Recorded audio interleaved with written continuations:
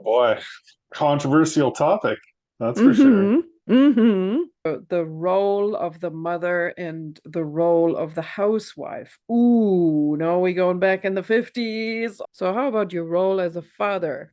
And I have a controversial answer, of course. Holy Moses, no. Holy smoke.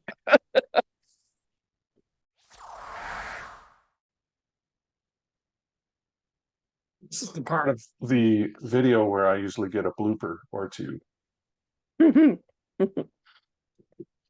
I just have to tell you about the very, very, very endlessly very call that I just had today because it was so interesting and so inspiring and it's just something that I really want to talk to you about. So we talked about the role of the mother and the role of the housewife. Ooh, no, we going back in the 50s. All my feminine work friends, it's yeah, now your time to show up. And we talked about a woman. So my customer is a woman who uh, left her job because she was in a constant burnout. She worked in the educational system in Germany, and I think teachers over here have the same problem, and kindergarten teachers also, that they're oftentimes burned out. And she left the system when she started working with me because she said, I first want to know what I want to do. And she fell in love with being a mother. So they have a big house, they have a big garden, they have a daughter, and she literally fell in love with um, having the role of a housewife and a mother. And then the people around her started um, giving her a bad conscience.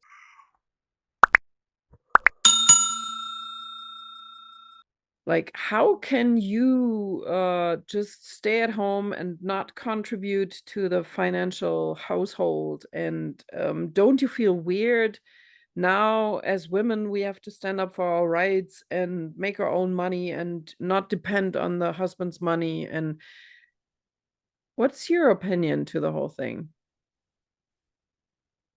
Oh boy, controversial topic, that's for sure. Mm-hmm. Mm-hmm. So, and I have a controversial answer, of course. Holy Moses, no. Holy smoke. Um, so I am not someone who says that a woman's place is in the home or anything like that. But what I do say is that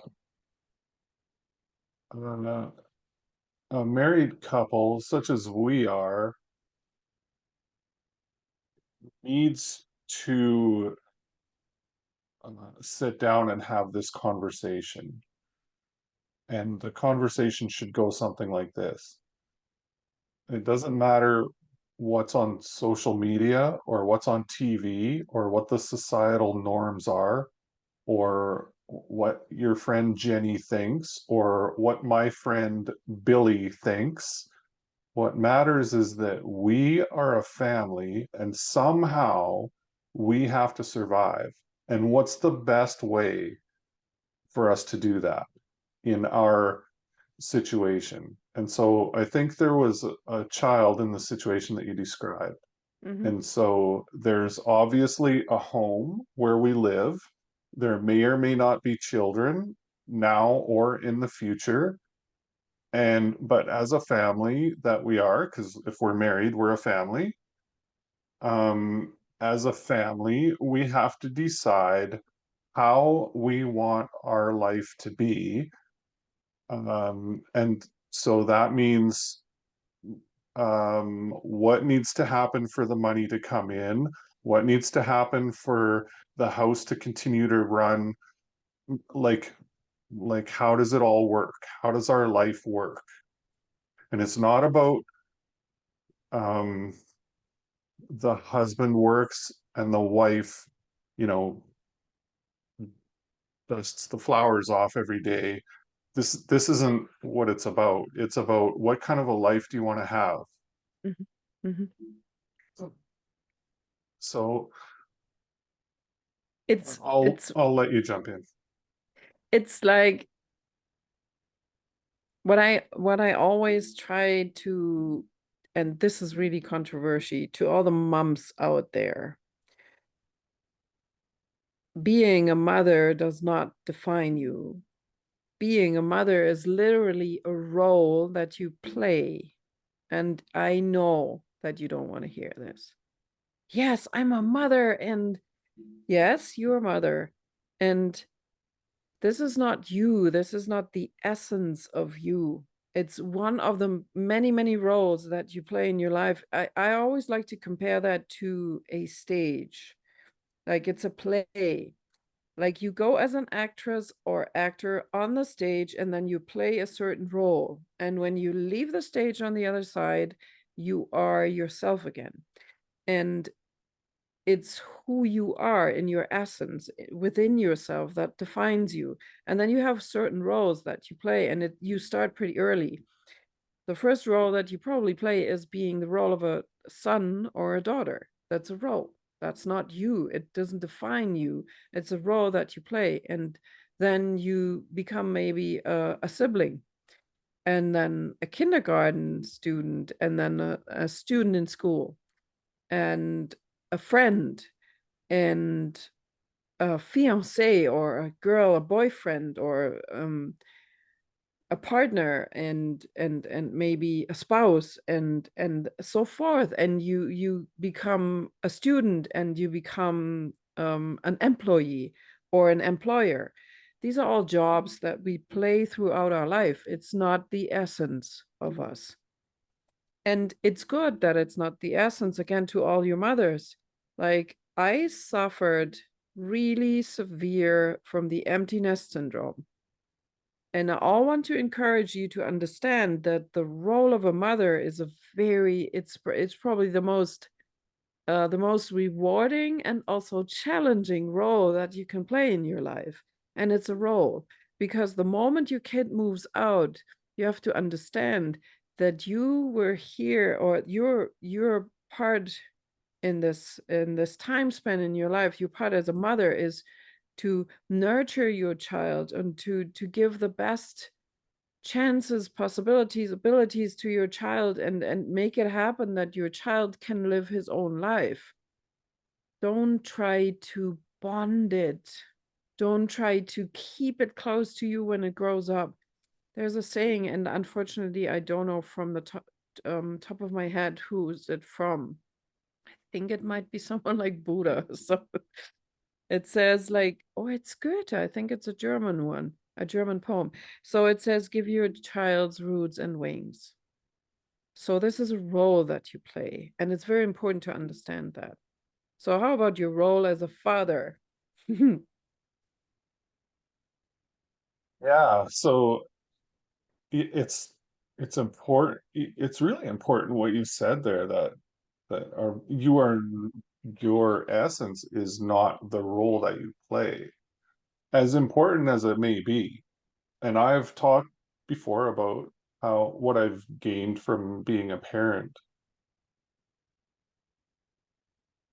So so fatherhood is a little bit different than motherhood. There's kind of like a contrast in my, this is just what I observed in my own life, I guess. I believe that this might sound like a bit of a stereotype. I hope it doesn't, but the more motherly role is to like put the band-aids on and give the love and make the sandwiches and make sure everyone has something to eat. And it's not about making sandwiches. It's about making sure that the child has what they need to survive right now through the foreseeable future of today. And the fatherly role is more of a maybe more of a mentoring role and a preparation role to make sure that the child can survive into adulthood and beyond. That's just my observation. I think I got that. Did your parents fulfill these roles?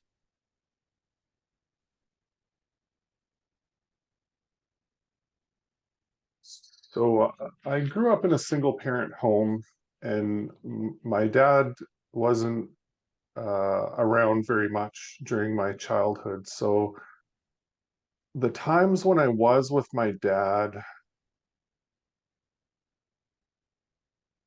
were probably more along that sort of role.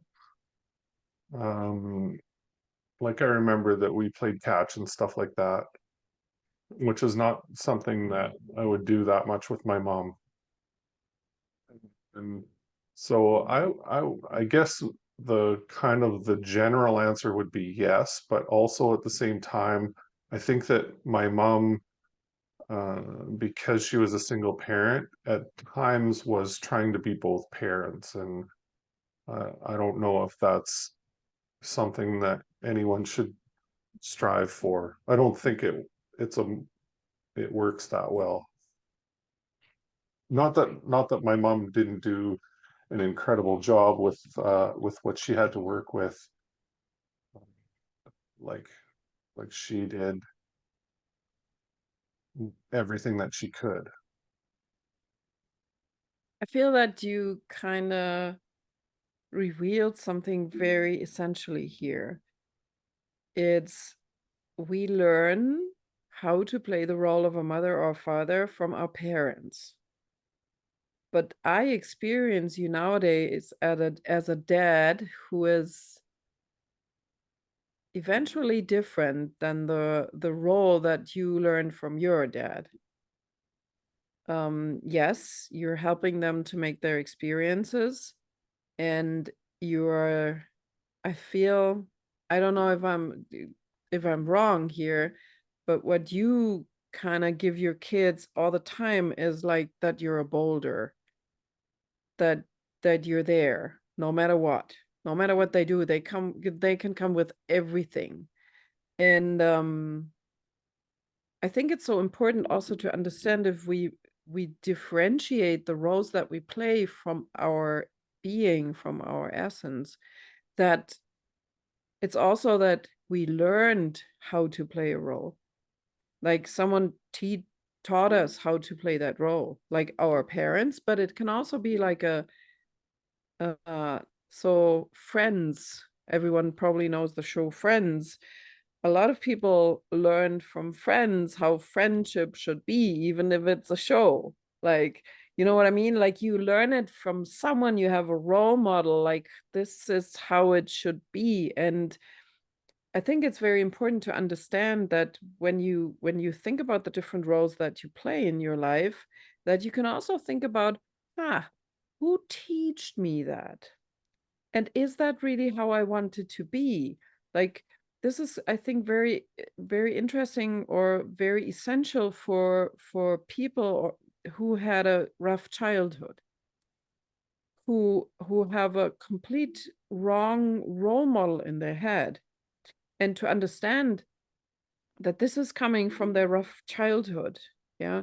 I I have a customer whose mom was an alcoholic, and she is suffering from that experience, and having a child of her own kind of gives her the opportunity to reflect on how do I want the role as a mother to be, and where is there a conflict? Like I learned it from my mother, and what am I kind of repeating? How can I break the chains of the generational trauma? Oh, we go deep again. Oh boy. Well, yeah, and whenever we talk about things that we learned from our parent, I have to talk about the twins. And I have to tell the story about the twins. So Hmm. the twins are twin boys who grew up in a home. Um, they had a stereotypical alcoholic father who was abusive, and uh, mother who took it. So this went on for years and years and years, and the two boys, the two twin boys, grew up. One of the twin boys adopted his father's behavior and drank heavily and um, got into all kinds of trouble with drugs and was not nice to the women in his life and ended up in jail. The other twin brother rebelled against his father's behavior and became a good man, had a productive career and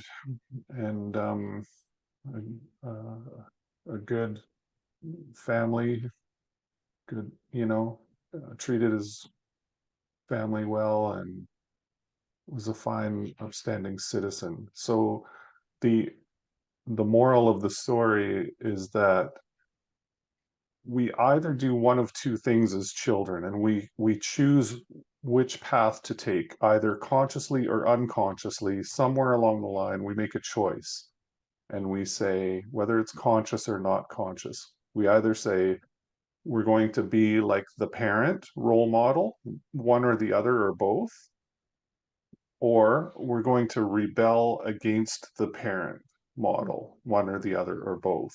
And so if you have, as most people have, two parents, even if both parents aren't in their life for their entire childhood, they're like I have two parents, even though my dad wasn't there a lot. I had contact with my dad, um, so I had choices to make as I was growing up about how to be based on what I observed. How do you feel about that? Yeah, this is basically, you might have heard talk people about the generational trauma. This is something that I work a lot with. And as I said, this is going further. It's not going like, because your parents also learned the role of a mother and the father from their parents. And if you as a human being right now, you can break that cycle, and it's very important to break the cycle, because some of the traditions comes from centuries ago. It's like the parents of your parents of your parents taught your parents of the parents to the Mm. parents and so forth. And if you become aware of what are you really doing, like, then you can decide if that's what you want or if that's something that you don't want. So this is very, very important to understand. And here we come down back to the role. Like, it's a role that we're playing, and we can choose how we want to play it. There's not a director in the play telling us how to do it. It's basically us. We are the actor and the director, and we're also the playwright, screenwriter. I don't know, the author Right. of the play. We can decide. Like, you can decide if you learned from your parents that your kids have to go and do donation work all the time and spend their weekends in working for the Red Cross or whatsoever, and that's what you learned, and that's your belief, and you took that belief from your parents, then you can decide if that's something that you want or you don't. So it's a decision. It's not, you don't have to do what society or the TV or your parents or whoever tells you. It's a decision always. And yeah, I like that. It's kind of like the values. You don't have to take the values of your parents. It's all coming Right. together. Yeah. Yeah, and so what we're learning in epigenetics right now is that trauma actually can carry forward genetically Mhm. through generations. This is a real thing. It's not some psychobabble. Mhm. It's Mhm. real.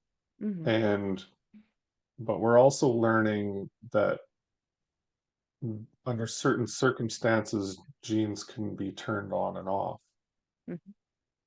And so I think that's really important to understand that we have an enormous amount of power in it's unbelievable how much power we have if we decide to take it. And it's like most things, it's all about consciousness. So if you have some dissatisfaction in a role that you're playing in your life, it, really like this topic of clarity is about becoming conscious of what's happening, why it's happening, how it's happening, and how do you want it to be. Mm, So I asked ChatGPT what some roles are that people play. Do you want to hear some? yeah, yeah, definitely. So ChatGPT decided to divide it into four different categories: personal roles, professional roles, societal roles, and cultural and religious roles. I don't know if that makes sense to you or not, Mm-hmm, mm-hmm, but mm-hmm, let's have some examples. So personal roles would be individual roles, friend roles, partner spouse roles, parent roles, sibling roles. So you can be who you are as a brother or a sister is different than who you are as a parent. It's a separate identity almost, right? mm-hmm, And then there's professional roles. So you could be an employee or you could be a manager, a leader, an entrepreneur, an educator, a researcher. That's just some examples. In society, you have roles that you play as a citizen, as a volunteer, as an advocate, and as a voter. Huh, that's interesting. mm-hmm. And then there's cultural and religious roles. If you are a church member or have a position in the church, um, or as a member of a cultural organization, or as a leader of a cultural organization. So, preserving and passing on cultural traditions and things like that. So that's just a few examples. I don't think that's all inclusive or anything like that. There's any number of roles that you just sort of slip into throughout your daily life without even really noticing, probably. Yeah, and I feel like if you want to work on this topic for yourself, you just maybe want to define the main roles that you're playing nowadays. Like you have the obvious ones like daughter, son, you because you're also daughter, son, maybe parents, maybe spouse, friends, employees. So these are the main roles. You can go deeper into your hobbies and all that. But I would pick like one role and then reflect on how what is your vision of that role? Like to me it's pretty easy with friends and also with the parent roles. Mm. And you can just think about like how do you want it to be? Like what would be the thing that you want? Like how do you define the role of a father or mother? And then go deeper and think about like who teached you how this role has to be? Like who is the one who teached you and said, is it a TV show like I mentioned Friends, or is it your parents, or who teached you that? And maybe one of your parents died, so you had a role model of a mother or father that's the one from your friend. And then you compare the two things. Like how do you want it to be? And how do you learn, or how did you learn it to be how it should be? The should, by the way, is always just to mention that sideways. If you have a should, the shoulds are the things you don't want in your life because the shoulds are always a sign for limiting beliefs. But how did you learn how a role should be, and how do you really want it to be? And so, there is a gap normally, and then become aware of the shoulds you have about that role, and then you can decide to live the vision or the dream of the role instead of the shoulds that came from someone else. It's not from you, it's not your idea, it's coming from someone else. So that's a really deep and interesting process, yes. And the clearer you get about all this, the more you're able to create the life of your dreams. That's a game changer. Clarity in all these areas, like we talked about this, is a game changer to create a life that you really, really love. That's a match for you. Yeah, we're not even very far into clarity yet, and I'm already seeing um, how personality is beginning to form. Mm-hmm. A conscious one, though, Mm-hmm. not just one where I'm like sleepwalking through life and just Mm-hmm. like doing what needs to be done in the moment because it's always what I've always done or whatever. Mm-hmm. A conscious one where I can create who I am. Mm-hmm.